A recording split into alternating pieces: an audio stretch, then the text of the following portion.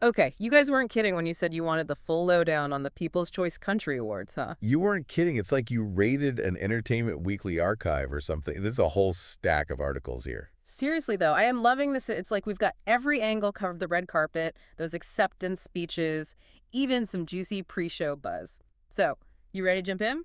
Absolutely. Where should we start? Hmm. Well, with an award show, I guess you got to start with the awards themselves, right? Like who took home the trophies this year. Yeah, good point. And there were definitely some expected wins, but there's one thing that's got everybody talking: Beyoncé's nominations.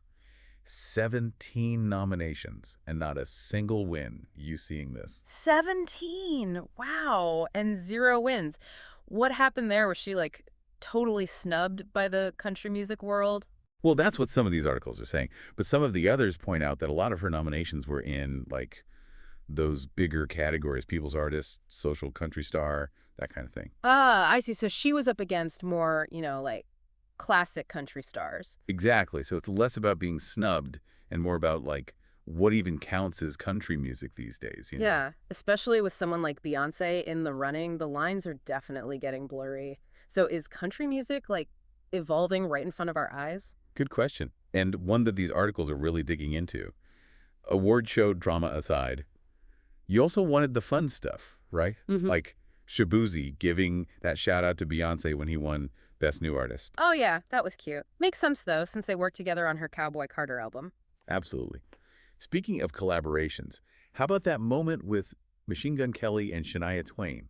Talk about a fanboy moment for the ages. Oh my gosh, yes. After he did that amazing cover of Take Me Home Country Roads with Jelly Roll, and then Mm. she comes out and like you could practically feel the excitement radiating off of him. Right, and he even gave her a shout out because his dad used to blast her albums Yeah. when he was a kid. So sweet. Okay, pure fandom right there. I love it.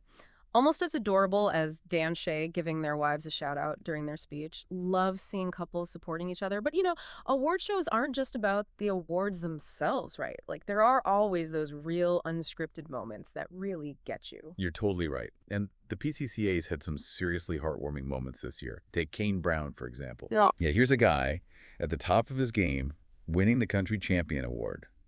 And he uses his speech to talk about struggling with self-doubt. Wow, really? Yeah, I think that really resonated with a lot of people. That's brave, to Right. be that vulnerable, especially on such a public stage. I read he even spoke to anyone watching who might be going through something similar. Powerful stuff. Seriously. Makes you think about the pressure on these artists to seem perfect all the time and how important it is to be open about mental health, especially when you're in the spotlight. Right. And speaking of spotlight moments, did you see Brad Paisley debuted a brand new song? Oh yeah, how about that? Truck Still Works. I mean, come on, does it get any more country than that? Nope. Gotta love it when they drop some fresh tunes right in the middle of all the awards and speeches. Oh, and speaking of heartwarming moments, remember how Shabuzi sent good vibes to Hoda Kotb? Oh yeah, after she announced she was leaving the Today Show. So thoughtful. Speaking of today, one of these articles mentioned Dylan Dreyer's sons are obsessed with Take Me Home, Country Roads. They sing it around the house all the time, apparently. Oh, stop it. That's adorable. I know, right? But also, speaking of Dylan Dreyer, how about her rocking the People's Choice Awards red carpet for the first time? It was so fun to see her out there, like, having her awards show moment, Yeah, you know? totally. And she looked amazing, that ponytail especially. Right. Such a good look. Speaking of good looks, we had to talk about the fashion, right? Oh, absolutely. What everyone was wearing is like half the fun of watching these things. And this year's PCCAs did not disappoint. Not even a little bit. We had it all: sparkling gowns, cowboy boots galore. They're a classic for a reason, right? Definitely a classic. But if we're talking classic, we got to start with Shania Twain. I mean, she stole the show. But that "Man, I Feel Like a Woman" outfit, whoa. So good, right? Total 90s nostalgia. And get this, one of these articles said that was the actual outfit from the music video. Wait, seriously? Yes, That's I know. amazing. She did it. She did. Like, you knew exactly what everyone wanted to see. And speaking of knowing what the people want, how about Miranda Lambert in that sparkly gown? Oh my goodness, she looked incredible. Total old Hollywood glamour. Right, she looked like she was floating down the red carpet. Oh, and speaking of unexpected fashion moments, that sleek ponytail on Dylan Dreyer. So chic. I know, right? This woman can rock a weather report and a red carpet. Amazing. Okay, but enough about the gowns. Let's go behind the scenes for a minute, get into some of that backstage buzz. That's where the real fun happens. Well, we can't talk about backstage without mentioning Little Big Town's little joke about not being invited back to host. Oh, yeah, they were hilarious last year. I kind of miss seeing them up there. Me too. They were great. One of your articles mentioned Kimberly Schlapman. She kind of jokingly asked why they didn't get asked back. Oh, really? That's funny. I know, right? But, all in good fun. It seemed like they were having a blast just being in the audience. Okay, but before we move on, we got to talk about Kelsea Ballerini. She was absolutely radiant on the red carpet. Oh, yeah, she was glowing. And I think one of these articles mentioned her hinting that her relationship's in a really good place. Like, she called it beautiful, something like that. Ah, so sweet. Okay, speaking of love, congrats are in order for Sarah Beth Tate. Remember her? From The Songwriter's Heart. Oh, yeah, I loved her on that show. She was rocking her baby bump on the red carpet, baby number 2 on the way. That's awesome. Congrats to her. I know, right?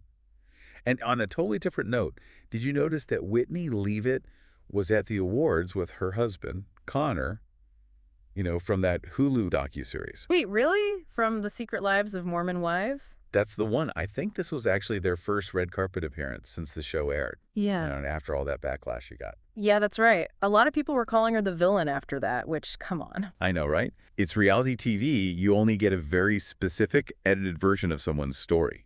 So true. And it's so easy to judge, especially when you only see a tiny part of the whole picture. Yeah, you got to remember, these shows are edited down, right? We don't see everything that went on. Exactly. It's not the whole story. Okay. Before we get to our final thoughts on all things PCCAs, was there anything else that stuck out to you from these articles? Oh, there was one more thing, yeah.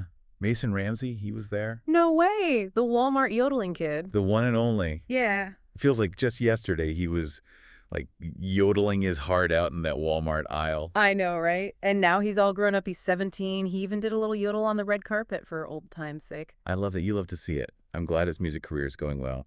Speaking of, did you see that Tanner Adele got nominated for a Beyoncé cover? Oh, yeah, for Blackbird, right? That's the one. Didn't she get 2 nominations off that one song? Yeah.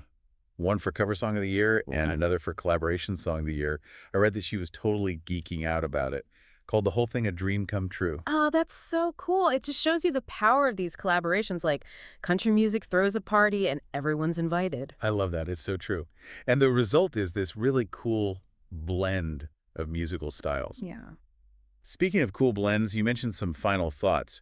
What's your big takeaway from all of this? Well, it's funny, right? You watch the PCCAs and it's all glitz and glamour, fun banter, everyone's happy, celebrating each other, all that. Totally. But then you listen to the stories they're telling, not just in their music, but in their speeches too. And there's this surprising vulnerability there. It's kind of a cool contrast. That is interesting. It's like what we were saying earlier about artists being more open about their struggles these days, their mental health. It's refreshing to see. Right. And that really came through in a lot of these speeches. I mean, Kane Brown talking about self-doubt, that was huge.